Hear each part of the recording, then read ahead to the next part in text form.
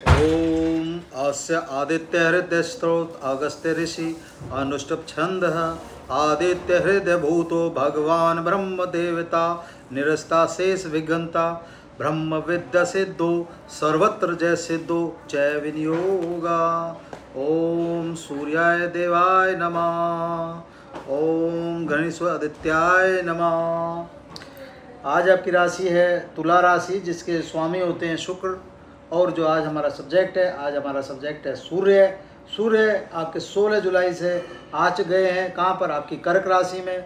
और कब तक रहेंगे, 16 अगस्त तक रहेंगे और 11:24 दिन में प्रवेश कर गए। ठीक है, आप ऐसे समझिए। ठीक है, और सूर्य का आना, सूर्य आपका तेज, सूर्य आपका सम्मान, सूर्य आपकी आत्मा, सूर्य ग्रहों के राजा और सूर्य पिता के कारक, आप ऐसे समझ सकते हैं। ठीक है, एक चीज़। दूसरी चीज़, जो भी हमने आपको बताया, अगर अपने मनोरथों की पूर्ति चाहते हो तो अपना जीवन में एक चीज़ की गांठ बांध लें।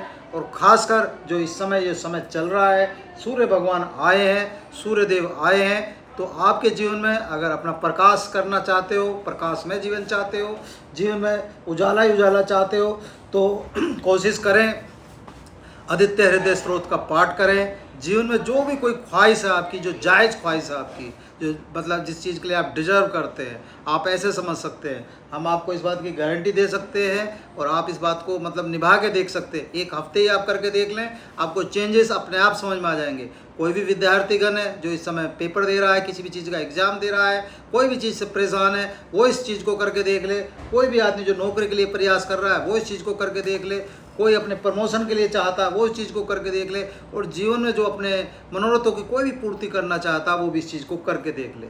आदित्य हृदय स्त्रोत का पाठ करना अपने आप में इतना शुभकारी, इतना लाभकारी, इतना मंगलकारी है, जिसकी आप कल्पना भी नहीं कर सकते। ठीक है, जितने भी आपके पॉलिटिक्स से जुड़े हुए लोग हैं, राजनीतिक क्षेत्र से जुड़े हुए लोग हैं, वो इस चीज़ को करके दे सकते हैं, क्योंकि आपकी ये पावर है। आप ऐसे समझ सकते हैं, सूर्य जब आपकी पावर है और जब पावर पूर्ण रूप से काम करती है, तो आपके जीवन में एक नया ही वो लिख देती है, आप ऐसे समझ लीजिए। ठीक है, चलिए कहाँ पर आके विराजमान हुए हैं, विराजमान इनका होना, ये विराजमान भी आपके यश में आके हुए हैं, जहाँ प्रसिद्धि आपको प्राप्त होती है, आप ऐसे समझ सकते हैं। जहाँ रोजगार और कर्म क्षेत्र में आके आपके यहाँ बैठे हैं ये, तो इनका यहाँ आना इस बात का संकेत देता है कि ये आपको प्रसिद्धि 100% दिलवाएंगे। लेकिन बरसते उस आदमी को मेहनत करनी पड़ेगी। ऐसा नहीं है कि कोई प्लेनेट आया और सारी चीज़ आपके लिए सही होगी। ठीक है, सही होती है, मान लिया हमने, लेकिन मेहनत तो आपको करनी पड़ेगी भाई। मेहनत तो आप ही करेंगे ना, थोड़ा सा तो प्रयास करो आप, थोड़ा सा हल्का फुल्का जो भी करते हो। ठीक है, और कोशिश क्या करनी है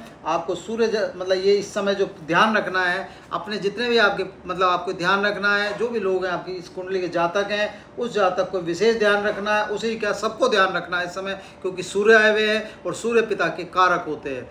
पिता का कारक होने का मतलब आपको कोशिश करनी है सुबह उठ के सबसे पहले अपने पिता के चरण स्पर्श करें। अगर वो हैं तो ठीक है, अगर नहीं है तो उनकी फ़ोटो से चरण स्पर्श कर लें, आशीर्वाद लें, उनका स्नेह प्राप्त करें। ठीक है, एक चीज़। दूसरी चीज़, कोशिश करनी है कि हमें सुबह उठते हुए साथ ही अपना पूर्व दिशा की ओर पूर्व मुख करके अपना सूर्य को अर्घ देना है। अगर इस काम को आप करेंगे तो इनसे आप पूर्ण रूप से सफलता प्राप्त करेंगे, आप ऐसे समझ सकते हैं। क्यों?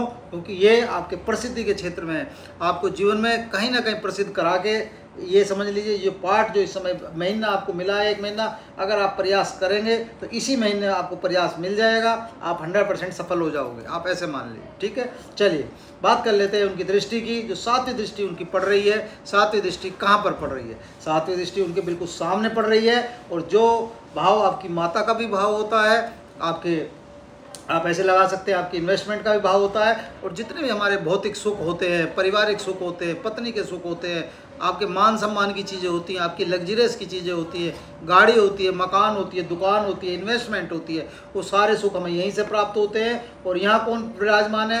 यहाँ आपकी राशि विराजमान है, मकर राशि विराजमान है।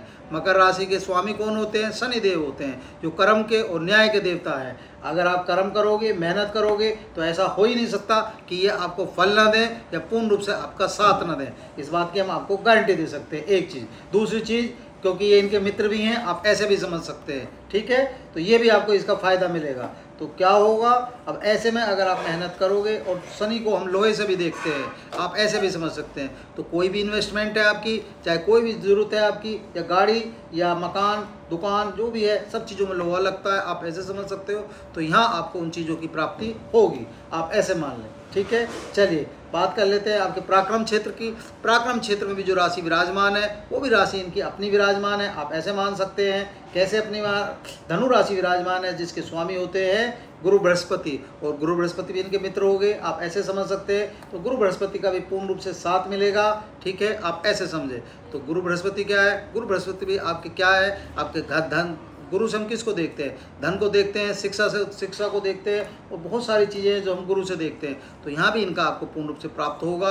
पराक्रम में, परिश्रम में, आपकी मेहनत में, आपकी छोटी छोटी यात्राओं में, आपके भाई बहनों के सुख में, जो छोटे भाई बहन हैं उनसे भी आपको सफलता प्राप्त होगी, आप ऐसे मान सकते हैं। बात कर लेते हैं आपके धन क्षेत्र की।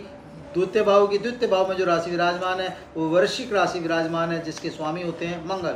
और मंगल को हम देखते हैं तो सूर्य के हिसाब से ठीक है, कोई दिक्कत नहीं है। तो इनका क्या होगा? इनका हमें यहाँ पूर्ण रूप से फायदा मिलेगा। ये किसका भाव है? हमारे धन का और हमारे कुटुंब का, चाचा ताऊ का, ऐसे आप समझ सकते हो। बस यहाँ पर विशेष ध्यान क्या रखना है? यहाँ पर विशेष ध्यान ये रखना है कि अपनी वाणी पे संयम रखना है, बस थोड़ा सा लड़ाई झगड़े से दूर रहना है, ये ध्यान रखना है। गुस्सा बिल्कुल नहीं करना, गुस्से को त्याग दो।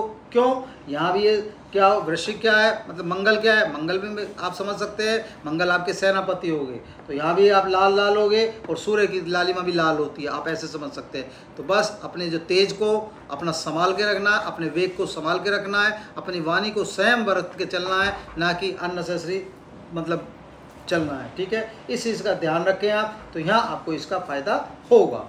तो उम्मीद है जो हमने आपको वीडियो समझाई है वो आपको समझ में आई होगी। सिर्फ हमारा आपसे एक चीज़ का प्रार्थना है, हाथ जोड़ के प्रार्थना है, जो भी इस समय सूर्य का पूर्ण रूप से फ़ायदा लेना चाहते हैं तो आदित्य हृदय स्त्रोत का पाठ जरूर करें, ठीक है। इसका आप ध्यान रखें, ये डेली आपको पढ़ना है। 1 महीने का जो समय मिला है आपको, इसका पूर्ण रूप से फ़ायदा लें। पूर्ण रूप से फ़ायदा लेंगे तो कहीं ना कहीं इसका फ़ायदा आपको मिलेगा। दूसरी चीज़, एक और चीज़ हम आपको बता देते हैं, क्योंकि जो राशि विराजमान है, कर्क राशि विराजमान है।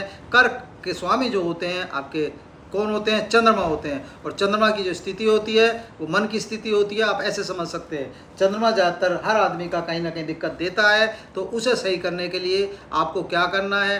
भोलेनाथ के ऊपर अपना जो आपको जल और अपना दूध और दही चढ़ाना है, और कोशिश करें कि नित्य चढ़ाएं, डेली चढ़ाएं, आपके लिए अच्छा रहेगा। दूसरा फ़ायदा आपको क्या होगा और क्या करना है? आपको कोशिश करनी है, क्योंकि अब 22 तारीख से आपका ये भी सावन भी शुरू हो जाएगा, तो वहाँ भी इसका आपको फ़ायदा मिलेगा, ठीक है। और महामृत्युंजय मंत्र का पाठ करना है। ओम त्र्यंबकम यजामहे सुगंधिम पुष्टिवर्धनम उर्वारुकमिव बंधनान मृत्युर्मुक्ष्यमामृतात्। ओम नमः शिवाय, ठीक है। इसका पाठ करते रहें। आपको उम्मीद है वीडियो अच्छी लगी होगी। प्लीज़ लाइक करें, शेयर करें। धन्यवाद।